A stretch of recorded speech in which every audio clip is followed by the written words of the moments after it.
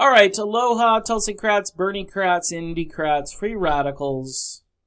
Trying to stay radical. My name is Dave, and this is the Radical Independent, where we skewer both the left and the right, depending on what the issue is. And, of course, I am a big supporter of the Tulsi Gabbard campaign. I will continue to talk about Tulsi. I'm going to try to talk about issues mixed in with the talk about Tulsi, because I think it's important that the people who might be on the fence about Tulsi Gabbard or might come from a different political perspective. Because I know some conservatives are looking at Tulsi Gabbard, because guess what? People from across the political spectrum really dig integrity, okay? They really dig somebody who is sincere. You would cross party lines. You would say, well, you know, she's kind of a socialist on these issues, but you know what? I like her. I think shutting down the military-industrial complex, or at least trying to make the Titanic turn a little bit before it hits the iceberg, or whatever the result is, because essentially, I don't know if we can shut down what has happened to our country that's been building for more than a half a century. Since Eisenhower mentioned it, I would say. He was warning about it as he was leaving office. And here's a military general, much like Tulsi Gabbard, who gets impugned for her military service. And this is why, look, there are some people on the left, this lady who, young woman, we'll say, who is on Twitter. And when I had a different Twitter handle. I was Gabbard Rocks, okay, using a little bit of my music lingo in there. Now I am just me, and I am, the Radical Independent at David blah, blah, blah. All right, so you know who I am over on Twitter, but I followed her again because, she's pictured with Tulsi. She's obviously met Tulsi, and I haven't, so I'm jealous. But somebody who's such a staunch supporter of Tulsi Gabbard, and she's talking about how the military is just so bad. And I'm thinking to myself, well, wait a minute. The military can be good. Anything can be used for good. We have been using it for not good for a long time. We need a military in case there are actual threats to our country. And this is where what I call the resistance or loony left, or people who think, no, we don't need any kind of military. We just don't. I mean, really? Nobody, it's like saying we don't really need a police force. Who are you going to call? I want to say Ghostbusters here, but who are you going to call if you have a problem? If I don't own a firearm in my home, so if there's an intruder or if there's a threat to my house, I need to call somebody. So it's the same with the military. If there's a threat to our house, meaning the country as a whole, again, just this goes back to military not all bad. And she was just kind of rambling, and her sentence was like, yeah, and the military is bad, and this is why we need Tulsi Gabbard as president. I'm thinking, Tulsi isn't going to say the military is bad. Tulsi Gabbard here, in this video, this is a classic video where she's talking earnestly about another deployment to Afghanistan and soldiers she once served with. And her heart was basically breaking here on camera that these people have to go back and do this again. This only got 5,400 views. I've got videos that I've done, who I am not Tulsi Gabbard. It's because, you know what, people don't really care. And this is the strategy of and this is heartbreaking, by the way, if people don't care. But this is the strategy that Bernie Sanders has. People don't care about foreign policy. They don't want to hear about our strategy in Afghanistan.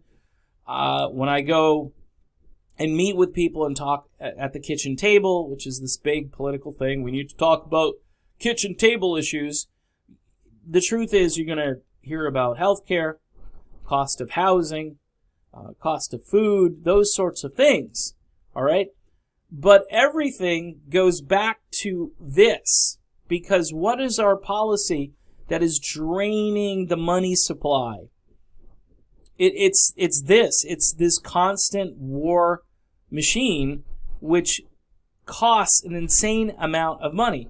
And this is why I used to have this view that, hey, we really should probably cut back on these welfare programs. Maybe people will go back to work. Maybe they'll learn a way around and they'll find another charity or something. Why should we be spending money on it? Here's my Christian response to that. We ought to be feeding people first before blowing anybody up. Pretty simple, right? If we can't feed people, and if you're a Christian, right? Jesus used to feed people all the time, a couple of loaves and fishes and so forth. We don't have a Jesus miracle machine that we can crank up and create food for people that don't have it. Only Jesus could do that. What we need is a comprehensive program, which is already in place. Some people call it EBT, whatever it is in your state. I don't think people should go hungry in the United States, especially if we've got money to blow people up in other countries who aren't threatening us. So if we had the money that we would be saving, and this is, again, I'm not sure why Bernie Sanders doesn't talk about it more. I know he has, but he doesn't talk. It's not the centerpiece. Tulsi Gabbard's campaign is built on this one issue. She goes through all the things that she wants to do for the country. At the end of her talks, she says, look, none of this can really happen until we get this beast under control. And she's 100% right. Progressives, though, don't like the fact that she's in the military. A lot of them. Not going to say all of them, but this woman I was talking about on Twitter, basically under the assumption that, hey, Tulsi Gabbard is really for, she's going to rein in the military. The military are bad. And it's like, there are great people that serve in the military. Ouch. Don't do that. Don't say that. But this is the resistance left and the politically correct left and people who don't have a good grasp on the world, who haven't really lived. Look, she's a younger lady, and I wish her well, and I hope she learns that life isn't, and this is why I'm the radical independent. I'm not, the progressive whatever, because, yeah, am I for some progressive issues? I am, but the way a lot of progressives speak, the way they are shouting and screaming, some of them, conservatives are not going to listen. And they think, well, we don't really need conservatives. They can all, just go on an island and leave the rest of us. If we're going to be Americans, if we're going to try for unity and we're going to try to tamp down the rhetoric that Trump has really turned up, and then the Democrats turn it up, and then it goes back and forth, and all day long it just sounds like a civil war. It sounds like a verbal civil war, and I think we're in one. If we're ever going to get to a point where there's some type of tranquility, domestic tranquility, remember that concept? You need a Tulsi Gabbard. You need the peace candidate here. The media is hoping that Tulsi Gabbard doesn't do well because their ratings would go down. Because people wouldn't tune into the food fight because Tulsi Gabbard would stop everybody in their tracks. You'd have a credible president. You'd have somebody that you could look up to and your kids could look up to, and people would be proud to be Americans again. Okay? I don't care. If you're a Trump supporter and you're proud of your country right now, okay. I mean, your figurehead, the guy who's running the show, is running it like he did his business, which a lot of people wanted, but it's also a very coarse, crass, it's a different flavor that we've never had. As much as I like the outsider nature of Donald Trump, I think he's doing damage to the social fabric of the country. Marianne Williamson talks about this a lot, and she's right. She's right. I don't like it because I thought Trump was going to be much more decent once he got into office. I knew he was, ruthless when it came to the campaign trail, but I thought he'd be different as president. He hasn't been. He just needs to, like Ronald Reagan, who was a different era and everything. He used to make jokes and diffuse things and try to get along with people. And whether you liked Reagan or not, you may have hated Reagan's policies. But as far as his likability as a human being, we need some of that again. We need a likable president. We need somebody who we wake up in the morning and don't have a conniption over. But in addition to that, we need a president with good policy ideas. This is the difference between voting for Joe Biden, who supposedly is going to be this crazy nice uncle, depending on who you talk to, versus Trump. The thing with Tulsi Gabbard is she is somebody who will not only be a decent president, but she will be somebody that we can look up to. And she's got great policy initiatives.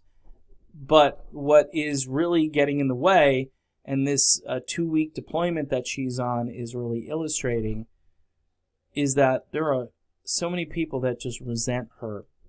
Either they're jealous, they don't understand how the military works, they don't understand that it takes courage to go and deploy, it takes guts, and it also takes somebody who really wanted to make a difference in the world. She wanted to do something for our country. She went to battle for our country, and she volunteered to do that. She's doing something a lot of people would never do. And for a lot of these resistance-based left-wingers, I got nothing for you. If you don't like her, don't vote for her. I get it. But you're making your choice based on faulty logic, and our country needs somebody who can landslide Trump out of the office, and she could do it. I know Bernie could probably do it too, by the way. But Bernie isn't as devoted to the concept of shutting down the military-industrial complex. Bernie, to me, doesn't seem to have the same level of testicular fortitude, I guess you would say. I don't know. And Tulsi is a strong woman. She's not going to let us down. And anybody who thinks she's a bot or a plant or, Putin has been sending her intel and info on how to do her campaign, you guys are lost. You're a lost cause. And I don't know how to reach anybody like that. You're living on a different planet in a different universe. You've been brainwashed. You've been duped. And that duping really comes at the advertising of so many sponsors on these channels that pay tons of money to fund these big channels and stations to advertise their products and to be basically funding this fake resistance movement, which all it is tribalism. It's just tribalism. It's like, which team do we play for? And I hope the blue team wins. Any blue will do. If people around you are saying any blue will do, please run from them. Please get away.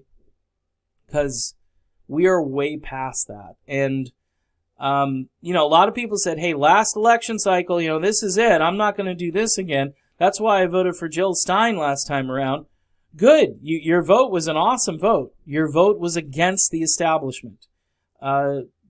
Nowhere else could you have done that. You could have voted maybe for Gary Johnson, but another guy, I think, with Bill Weld, if you look at their history, they're not exactly anti-establishment Republican-type people, even though they were running as libertarians.